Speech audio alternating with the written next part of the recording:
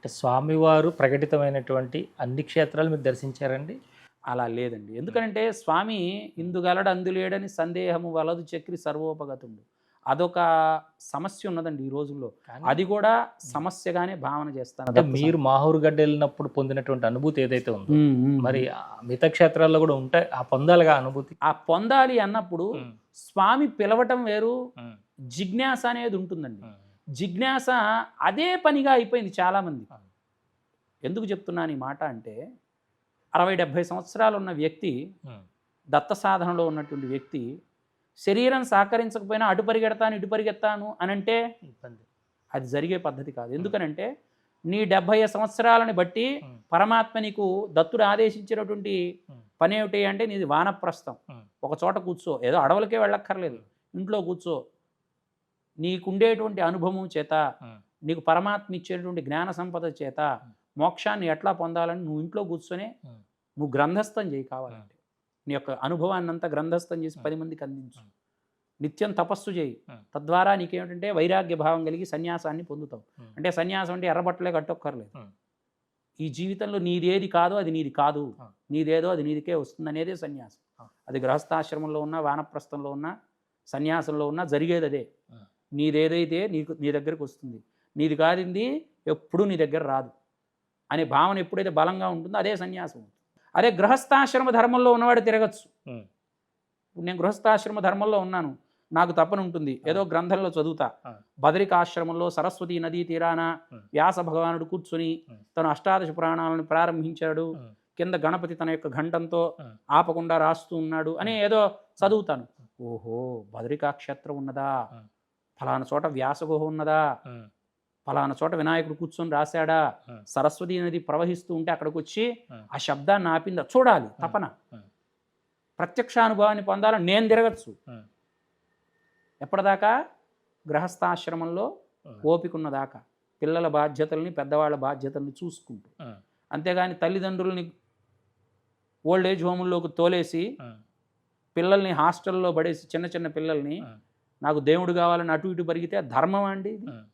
అనుభూతి ఉంటుంది. కానీ నీ ధర్మం ధర్మం. ఏమైపోయింది? హ్మ్. నువ్వు తిరిగావు ఇవాళ. హ్మ్. నీకు అవకాశం ఉందని తిరుగుతున్నావు నువ్వు. హ్మ్. ప్రవరుడు అని ఒకాయన ఉన్నాడు మీకు తెలుసో లేదో. హ్మ్. ఇలానే అతను నిత్యానుష్ఠాన కర్మలన్నీ కూడా చేసుకుంటూ తల్లిదండ్రులని జాగ్రత్తగా హ్మ్. పూజ చేసుకుంటూ ఉండేవాడు. హ్మ్. హ్మ్. అటువంటి వ్యక్తికి ఒకానొక రోజు ఒక సిద్ధుడొస్తాడు. హ్మ్. సిద్ధుడొచ్చి, "నాయనా నేను హిమాలయాలు తిరిగాను, అవి ఇవి తిరుగుతున్నానంటే" మన వాళ్ళు చెప్తారు కదా ఇప్పుడు. హ్మ్. ఏవో చాగంటి కోటేశ్వరరావు గారి ప్రవచనాల్లో, హ్మ్. "అబ్బా! ఆ అరుణాచల క్షేత్రంలో ఆ కొండ మీద" అని ఆయన చెప్పగానే, హ్మ్. నువ్వు అది చూడకపోతే వేస్ట్ అన్నట్టుగా హ్మ్. అర్థమవుతుంది జనాలకి. హ్మ్. ఆ హ్మ్. ప్రవరుడున్నాడు. హ్మ్. వెళితే అతనికి బుద్ధి కలిగింది ఏమిటయ్యా అంటే, హ్మ్. "సయ్యా నేను కూడా హ్మ్. హిమాలయాలను చూడాలనుందండి నాకు హ్మ్. కూడా." అంటే, "ఓహో! చూడాలనుందా? హ్మ్. అయితే నాయనా నాకు దగ్గర ఒక పాదలేపనం ఉంది. హ్మ్. అది నేను నీకు రాస్తాను. హ్మ్. అది నువ్వు వెళ్ళి హ్మ్. చూసి మళ్ళీ వెంటనే తిరిగొచ్చేసేయి. హ్మ్. కానీ అది ఒకవేళ కరిగిపోయి అది పోయిందా నువ్వు హ్మ్. రాలేవు" అంటాడు. హ్మ్.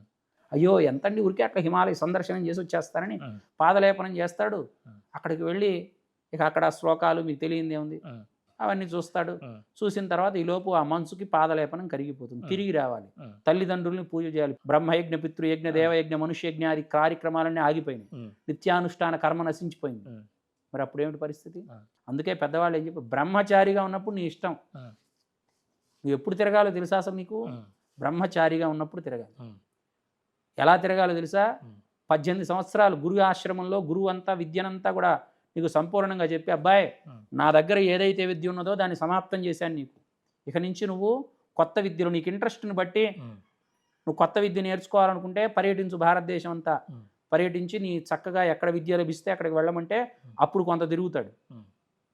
గృహస్థాశ్రమ ధర్మంలోకి వచ్చిన తర్వాత హ్మ్. సత్సంతానం కలగటం కోసం హ్మ్. వెళ్ళావుగాని ఇప్పుడు వీళ్ళు ఎట్లా అయితే మాల్దీవ్స్‌కి వెళ్ళాం, ఏదో అండమాన్ వెళ్ళాం, నికోబార్ వెళ్ళాం అన్నట్టుగా హ్మ్. మన వాళ్ళు పెద్దవాళ్ళు ఆపో వా ఇదగం సర్వం విశ్వాభూతాన్యాపహ.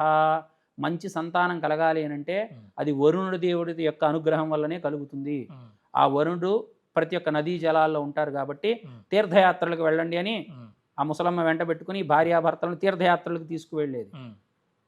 ఆ తీర్థయాత్రలకు తీసుకెళ్ళినప్పుడు వీళ్ళ పూర్వజులు ఎవరైతే ఉంటారో వీళ్ళని అస్థి నిమజ్జనం కోసం ఆయా తీర్థయాత్రల్లో ఆ తీర్థాల్లోనే కలుపుతారనమాట. వాడు ఎదురు చూస్తూ ఉంటాడు, నా యొక్క వంశీకులు ఎవరొకళ్ళకి రాకపోతారా, నాకు మళ్ళీ పునర్జన్మగా నాకు ఒక శరీరం దొరకబోతుందని ఎదురు చూస్తూ ఉంటే వాళ్ళ యొక్క కర్మానుసారంగా రుణానుబంధంగా వాళ్ళ స్నానం చేసినప్పుడు వాళ్ళకి అందులో తండ్రి గర్భంలోంచి తల్లి గర్భంలోకి ప్రవేశించేది అనేది ఒక విషయం ఉన్నది.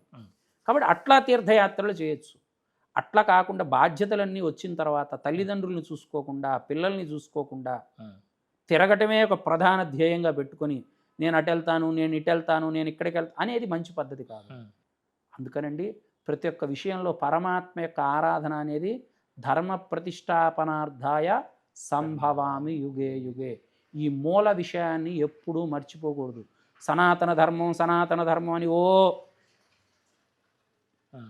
ఏ వ్యక్తి అయినా ధర్మం అనేటువంటి విషయాన్ని వదిలిపెట్టి నేలని విడిచి కత్తి సాము చేస్తున్నాడు ఈ రోజున. ఆ సాము పనికిరాదు. నేల విడిచి సాము చేయటం పనికిరాదు. కాబట్టి దత్తుడు అందరికీ కూడా భక్తి జ్ఞాన వైరాగ్యాలను ప్రసాదించి ధర్మము పట్ల వేదవిహితమైనటువంటి కర్మానుష్ఠాన ధర్మము పట్ల విహితులయ్యేట్టుగా వాళ్ళందరినీ చేసి మంచి దేశంగా, మంచి కుటుంబంగా, మంచి రాష్ట్రంగా, మంచి దేశంగా ప్రపంచంలో మంచి కీర్తిని పొంది అందరికీ కూడా సర్వకాల సర్వావస్థల యందు మంగళాలు కలగాలని ప్రార్థన చేస్తూ జయ గురుదత్త, శ్రీ గురుదత్త.